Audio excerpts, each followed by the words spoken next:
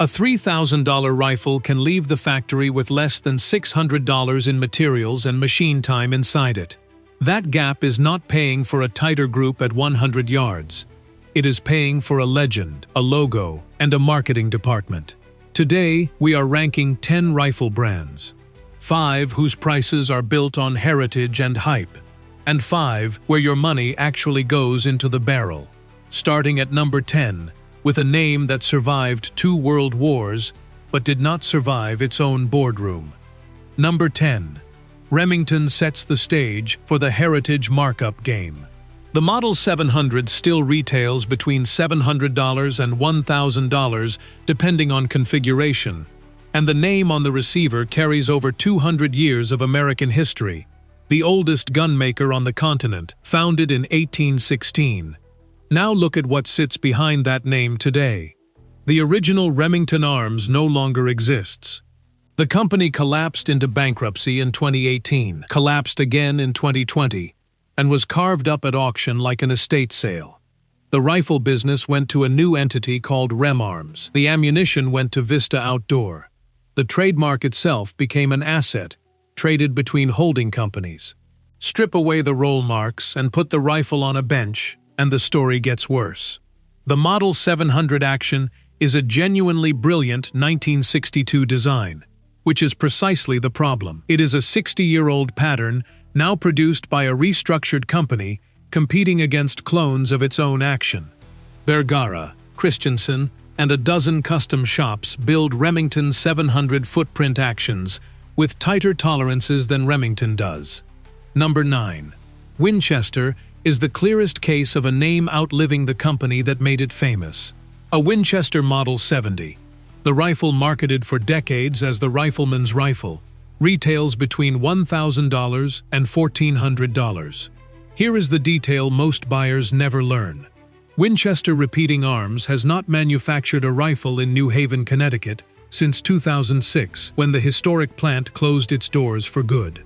The name is now a licensed trademark controlled by the Olin Corporation and leased to FN Herstal of Belgium. The Model 70 itself is manufactured by contract in Portugal and by Miroku in Japan for the lever-action lines. Let this be clear. Miroku's machining is excellent. Japanese production quality is not the issue. The issue is what the price is built on. You are paying an American frontier premium, the gun that won the West, the cowboy silhouette, the John Wayne inheritance, for a rifle designed under license, built overseas, and marked up by a company that owns the story, but not the factory. A comparable controlled round feed Action can be had from other makers for hundreds less, without the licensing fee baked into the sticker. Number 8. Barrett is the Desert Eagle of the rifle world, a gun priced by Hollywood rather than function. The Model 82A1 in 24 Sev. 50 BMG retails between $9,000 and $11,000, and the civilian buyer purchasing one is almost never buying it for what it does. Consider what the money buys. A 30-pound rifle, 5 feet long, firing ammunition that costs $3 to $6 per round, impractical for hunting in most states, absent from practical competition, and useless for defense unless the threat is an engine block. The military contracts are real, and the engineering behind them is competent. That has never been the question. The question is, why a civilian pays 5 figures for it? And the answer is not precision. Dedicated .50 caliber target rifles from smaller makers shoot tighter groups for less money. The answer is 30 years of movie placements, video game franchises, and poster walls. The Barrett has appeared in every major shooter franchise of the last 2 decades. And every one of those appearances functions as unpaid advertising that gets converted directly into sticker price. Number 7. Heckler Koch presents the purest brand tax in the AR-15 market. The HK-MR556, the civilian version of the HK-416, retails between $3,300 and $3,800. Now open it up. It is a piston-driven AR-15. The pattern is proven, the German machining is genuine, and the cold hammer-forged barrel is excellent. None of that is in dispute. But here is the uncomfortable math. piston-driven ARs with cold hammer-forged barrels, quality bolt carriers, and mil-spec exceeding tolerances are available from American manufacturers between $1,400 and $1,900. The performance difference on a target, on a chronograph, or in a torture test does not justify a $2,000 gap. What justifies it, in HK's pricing model, is the mythology. The 416 was carried on the Bin Laden raid, and HK has spent 15 years converting that single night of history into retail margin. The slogan culture around the brand, "No compromise," does the work the price sheet cannot. Read that again. You are paying a $2,000 premium for a rifle whose defining feature is that a different rifle, issued to men you will never meet, was present at an event you watched on the news. The steel does not know the story, only the sticker does. Number 6. Christensen Arms sets the bar for the modern hype markup, the carbon fiber premium. Christensen rifles retail between $1,800 and $4,000. Built around carbon fiber-wrapped barrels and aerospace language borrowed from the founder's background in composites. The machining is genuinely good. The rifles are light, the actions are clean, and the accuracy guarantees are real. But here is what the marketing does not say. Independent testing has repeatedly shown that carbon-wrapped barrels do not outshoot quality steel barrels of similar contour weight. The carbon wrap saves roughly a pound over a comparable steel barrel, and that pound costs $600 to $1,000 at retail. A Tikka or Bergara in the same chambering, with a conventional steel barrel, will match or beat the group sizes for half the money. What the premium buys is the word aerospace, a weave pattern visible through the finish, and the feeling of holding the future. Mountain hunters counting ounces have a real argument. Everyone else is buying a texture. Number 5. Savage stands out as the manufacturer that brings honest engineering to the bottom of the price ladder. A Savage Axis retails around $400, and a Model 110 between $600 and $900, and the company's entire model is built on manufacturing efficiency rather than marketing spend. Here is what makes Savage different from every exposed brand above it.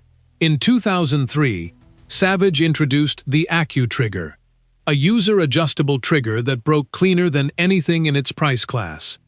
And instead of reserving it for premium models, the company put it on nearly everything, including rifles selling for less than a scope costs.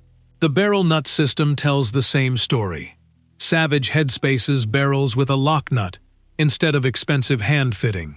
A method custom gunsmiths mocked for years, until they noticed Savage rifles kept winning factory-class bench rest matches against rifles costing 3 times as much. The method is cheap. The result is measured in group sizes, not adjectives. There is no celebrity ambassador, no cinematic campaign, no anniversary edition engraved for a manufactured milestone. The rifles are plain, the stocks are functional, and the accuracy is documented at the target. For the buyer, the value is direct.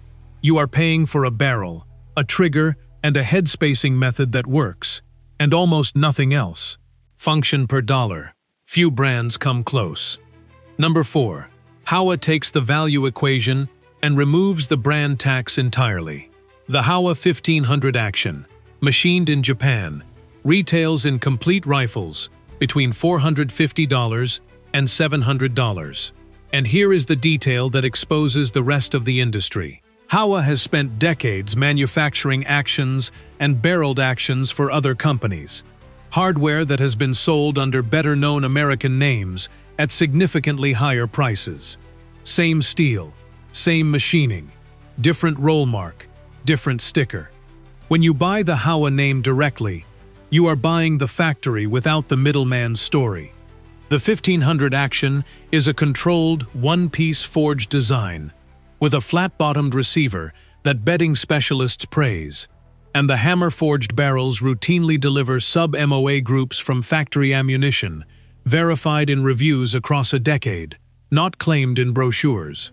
The trigger is a clean two-stage design, included at a price point where most competitors ship lawyer triggers.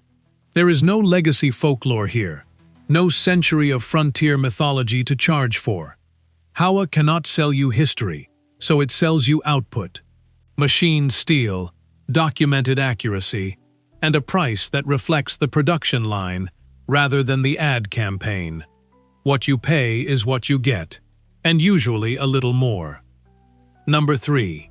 Palmetto State Armory rewrites the playbook again, this time in rifles. A complete PSA R-15 retails between $450 and $700, and frequently drops below $400 on sale. Consider what that number means. Most major brands cannot move a rifle through their distribution chain for that figure, let alone manufacture, ship, and warranty one. The price is possible because Palmetto owns its manufacturing in South Carolina. Cold Hammer forges its own barrels on machinery purchased from FN's supplier lineage, sells through its own website, and spends almost nothing on traditional advertising, relying on volume and a customer base that does the marketing for free. Every layer that quietly adds $100 to $200 to a conventional AR, the distributor cut, the dealer margin, the ad budget, has been stripped out, and the savings pass straight to the buyer. The engineering choice is just as deliberate. PSA builds to the proven mil-spec pattern, which means every rifle inherits decades of validated reliability data and accepts the largest aftermarket ecosystem in the rifle world. Palmetto did not reinvent the rifle, it reinvented the price. This is what an AR-15 costs when the brand machine is removed and only the factory remains. Number 2. Tikka has redefined what production line craftsmanship means at a mid-tier price. The Tikka T3X is machined by Sako in Riihimäki, Finland, a factory with continuous production history since 1921, and retails between $700 and $1,000. That continuity matters. The institutional knowledge inside that plant cannot be purchased, licensed, or replicated by a startup with a CNC catalog. The proof is on the target. Every T3X ships with a written sub-MOA accuracy guarantee, 3 shots under 1 inch at 100 yards, from a factory rifle at a factory price, a standard that American custom shops charge $2,500 or more to promise in writing. The action is the quiet genius of the design. Tikka builds 1 action length and 1 bolt pattern across the entire caliber range, which concentrates all machining refinement into a single receiver instead of spreading cost across variants. The result is a bolt throw so smooth it has become the benchmark reviewers measure other rifles against, described in gauge measurements and slow-motion cycling tests, not marketing copy. Sako publishes exact specifications, twist rates, trigger weights, and test protocols. There is no mystery in what you are buying, and no adjective doing the work a number should do. The price tracks the machining hours, and the machining hours show up on the target. And finally, in first place, Ruger delivers the most honest price-to-function ratio in the entire rifle market. And it does so by refusing to play the branding game at all. A Ruger American retails between $400 and $600. A 10/22 sits near $300, a price that has barely moved in real terms for a generation. Here is what separates Ruger from everything above it. The books are open. Ruger is a publicly traded company, and its quarterly filings tell the story in plain numbers. Modest margins, enormous volume, continuous reinvestment into CNC capacity across plants in Arizona, New Hampshire, and North Carolina, all domestic, all disclosed to shareholders every 90 days. There is nowhere to hide a hype premium in a balance sheet that public. The engineering follows the same logic.